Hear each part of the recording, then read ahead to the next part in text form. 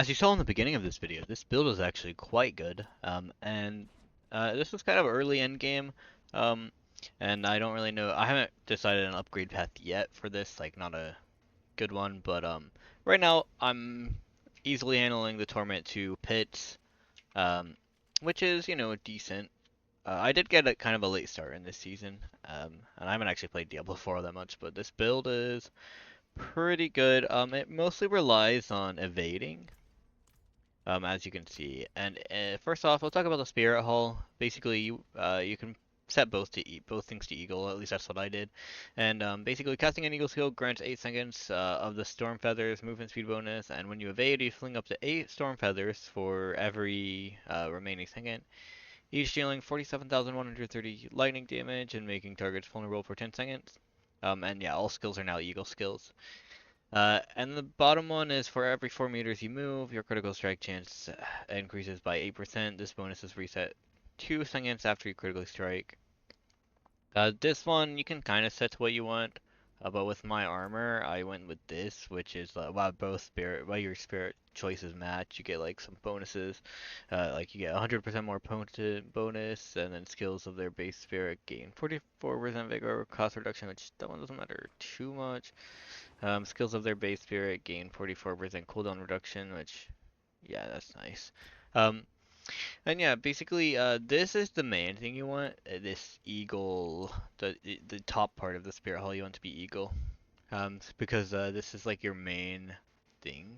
Get evading to fling feathers.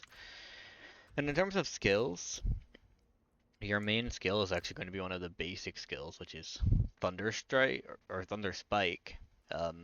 Basically, you just want to max that out, and then you want to get Enhanced Thunder Spike, which Thunder Spike generates 5 additional vigor, which that one doesn't really matter, but this is what matters. Accelerated Thunder Spike. When you evade, you attack with Thunder Spike along the way and make enemies vulnerable for 2 seconds. And if you look here, your third attack pierces further, dealing damage, but it also reduces your evade cooldown by 5 seconds. So you're basically just resetting your evade cooldown every third attack. And with this weapon, if you get the Sepazon tech, every attack or every time, yeah, every third cast of a basic skill strikes 3 times, but it also like your basic skills also use their third attack every time. So you see your basic skills deal increased damage and always use their third attack. So every time you evade, you're using that Thunder Spike attack, and you're also resetting the cooldown on your evade. So you can just evade infinitely. Something I would recommend for this build is changing your evade button, like to scroll up or scroll down. I changed it to both. I have it bound the one bound to scroll up and the other bound to scroll down, since you can bind it to 2 things. I was gonna decline that. I think some random person just swept by and invited me. Um, yeah. Next is the rest of the skills. I can show you the rest of my skill tree. I don't know how to make a build planner. I'll look online to see if I can find like a good site where I can make a build planner, and then I would post a link if I do that. Uh, so things that I put points into. I didn't put points in anything here. I did get gear that gave me follow through. I think it might have been my weapon or something that gave me that. But basically, that's like, if you can get this on some of your gear, it is a nice thing to have. Your basic skills deal 12% increased damage, doubled to 24% for third cast, and since all your casts are third cast, it's an even higher thing. So I put 1 point into focal point. That's just so I could go through to get these things. So you deal 9% increased vulnerable damage, which this is double against elites. And since we're making enemies vulnerable, yeah, since we're making enemies vulnerable, that's good for us. Uh, and then we have vulnerable enemies deal less to us, so anything we attack is going to be dealing less to us. Gain 60% increased dodge chance during evade. Yeah, basically, having a high dodge chance is good for this build too. When you dodge, you gain 15% critical strike chance for 3 seconds. And then you deal 12% increased damage while unhindered or unstoppable. Both of those are maxed out. And yeah, I can show you my other skills that I'm using, I guess. I'm using Soar, which I actually rarely use this. I just have it on my bar for like movement if I ever need to move anywhere. Um, and then I have this one, which is Ravager. This is what I have on my... I think I have this on my right click. Yeah, minimum ferocity increased by 2. Unleash a savage roar, causing each of your attacks to trigger an additional 3,128 damage strike per second for 6 seconds. So basically this one is, you can just like use it to get some more damage. And then the duration is extended by 2 seconds per kill while active. This bonus is reduced by 0.25 E. Yeah, you get that. And then I went with Replenishing Ravager, which passively stockpiles and any healing I receive to up to 40 stacks while active. Ravager spends stacks to strike a leads up to an additional 4 times. So yeah, that's nice. Sorry, I was getting a drink there. Moving down to defensive skills, we'll look at the like passive ones first. So um, 1 point endurance basically just goes through up to here to perseverance, which you gain damage reduction for stack of resolve, and then 1 point into patient guard to go into here to get auspicious. So you accumulate 3% of your maximum life as barrier every second, up to 30%. This one is a pretty important one in my opinion. So you might want to max that out like as soon as possible. And this is a gorilla ability that I'm using. Wait, I don't know why I have points in here. I don't remember. Oh yeah, I think yeah, I'm not using that at the moment, but like yeah. Anyway, you can ignore this one for now. Um, I was just experimenting with some stuff before. So Armored Hide is one that I am using. So I gain 2 resolve every 5 seconds as a passive, and then encase yourself up, becoming unstoppable and gaining 100% block chance for 4.2 seconds. I basically just use this every time it's off cooldown. But it is a nice, like if you keep you can use it to like survive and stuff like that. Um, and then activating Armor Hide grants you maximum resolve and increases your thorns by 400. And while active, Armored Hide increases your block damage reduction by 5% for every nearby enemy, up to 20%. Basically, that's like a move you can use to survive if you feel like you need it. And this, I only put 1 point in, and it's counterattack. Passive, gain 10% dodge chance and automatically retaliate against close enemies for 6,004 or 6,043 damage. When you dodge their attacks, active dodge all direct attacks for 3 seconds per cast. Up to 6 seconds. And then, yeah, counterattack's cooldown is reduced by 0.5 seconds per stack of ferocity. And counterattack passively increases your critical strike chance by 6% for every close enemy, up to 30%. So you can tell we're relying a lot on critical strikes. I do have 2 points into this. Casting a gorilla skill grants 10% increased max life for 10 seconds. That's just for more survivability, really. Now this is something I do want to talk about. Not brilliant, but yeah, I did put 3 points in that, which Eagle skill damage is increased by 9% of your movement speed. But this is the main thing. If you don't have the Sapazantec yet, I would recommend having more charges in this. Like putting max points in this. And even when you do get the Sapazantec, I would recommend having one. Because if you don't have an extra charge of evade, there's still a bit of a delay after you evade the first time before you can evade again. Like it's like a split second. Sorry, it's like a split second delay, but if you just have 1 point in there, then you're not gonna have that delay like at all.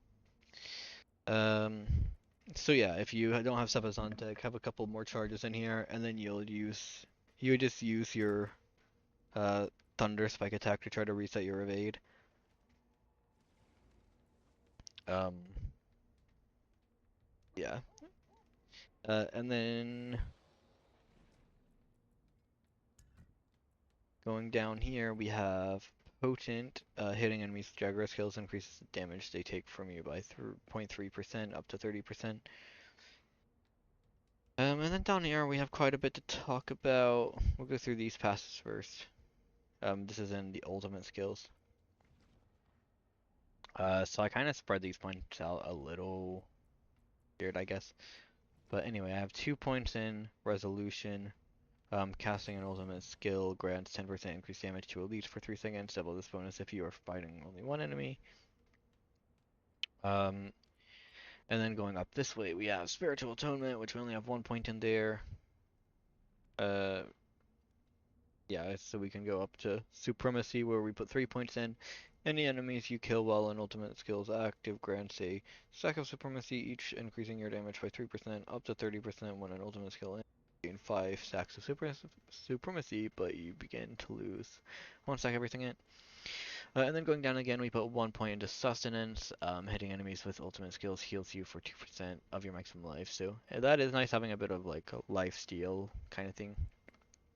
But then you go down to Intricacy and put 3 points in that. Upon casting an ultimate skill, the last different potency, defensive, or focus skill you cast prior is reset and can be cast for free up to 3 times in the next 7 seconds. So yeah, very good.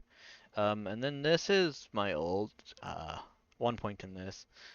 Basically, yeah, we're mostly using this so we can do like more damage with our other stuff, but yeah, our old 1 point, and then yeah, we use the Devourer, which is the Centipede Spirit, which emerges, blasting enemies in a line for 10,575 damage and spitting at others. And our modifiers are Harmonious Devourer. As it emerges, the Devourer launches 10 toxic globes that apply 15,862 poison damage over 6 seconds wherever they land. And then while the Devourer is active, if a non-boss enemy's remaining life becomes poison, they die instantly and unleash a pestilent swarm that deals 2,266 damage per hit to enemy. That's, yeah, this ult is nice, but it's mostly just to help us buff our other thing. And then finally getting into our key passive, which is the main thing here. You deal 45% increased damage to vulnerable enemies, and since we're making enemies vulnerable often, that's going to help us. And let's see, after making an enemy vulnerable, your next direct attack dealt to them heals you for 2% of your maximum life, generates 5 vigor, and removes the vulnerable effect. In terms of my power gun, I'm not actually going to go through this all and read it all out, but I will kind of put it on my screen for each one. I forget. Oh, I can show this. Okay, so this is the starter board. So you can pause here if you want to copy my points. And then this. Here, I'll just leave it like this so you can see. This is the drive. Uh, yeah, drive board. And you can see like the rotation and stuff.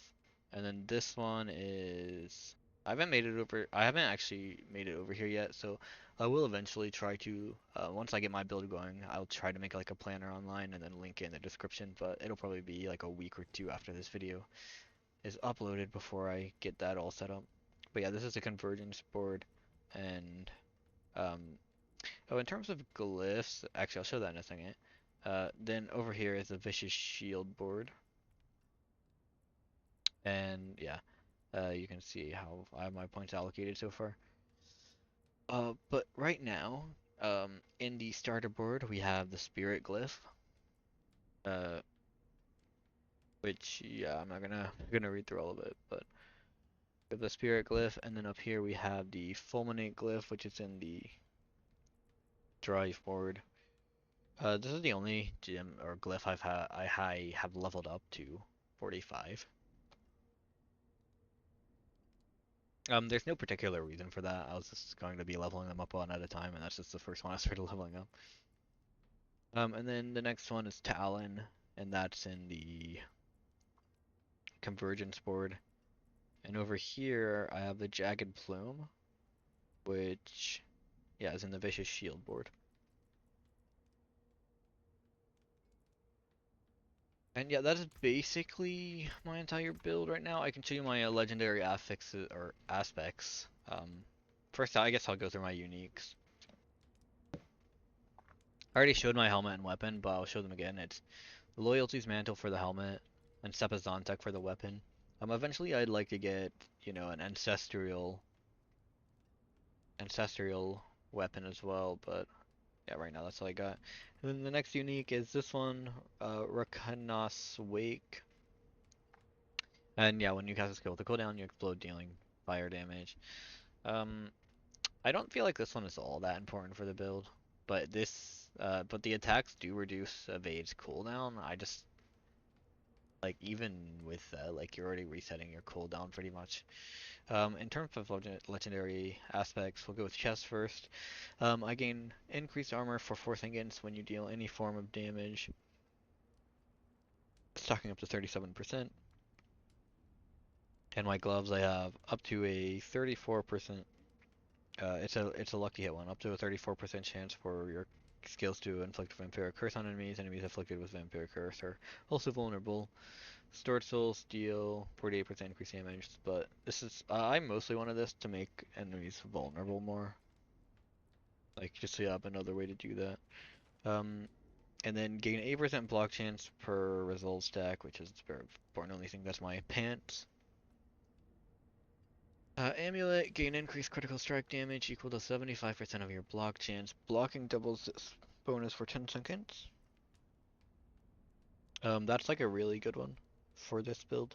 Anyways, skills up to 20% increase, or skills deal up to 20% increased damage based on your available primary resource and cast, receiving the maximum benefit while you have full primary resource.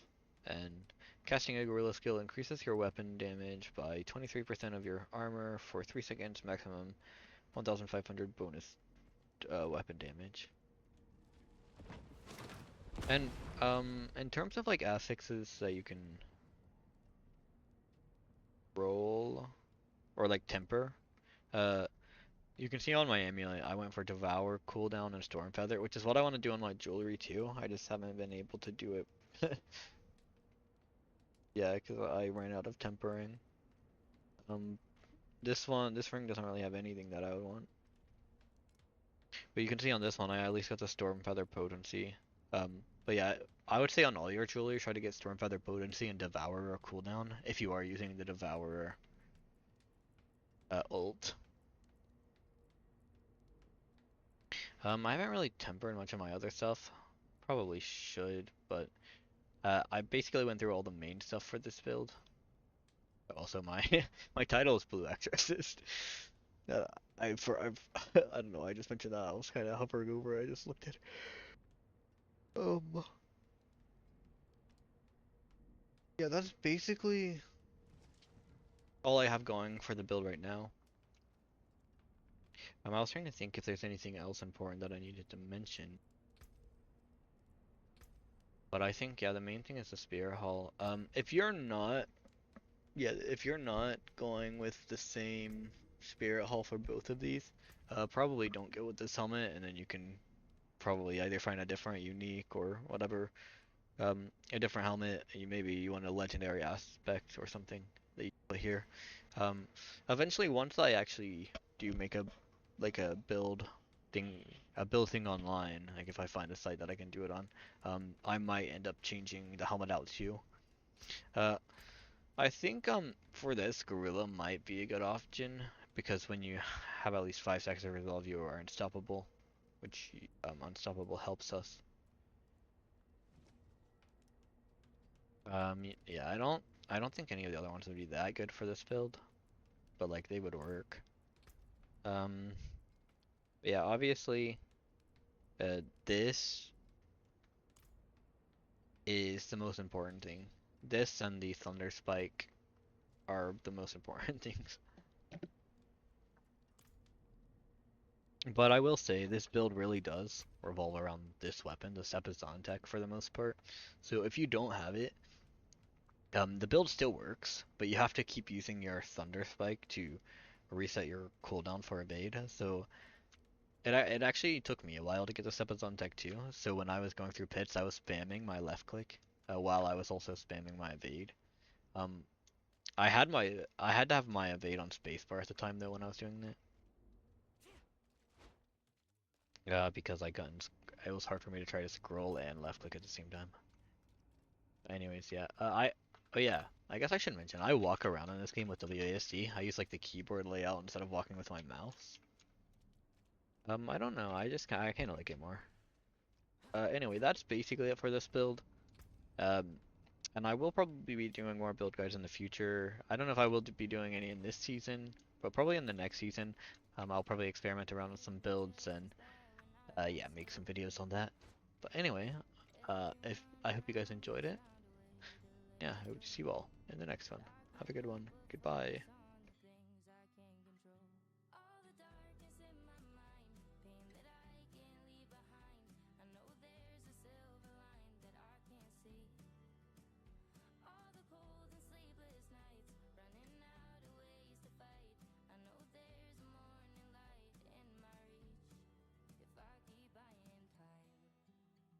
I stopped going out to bars, I quit smoking.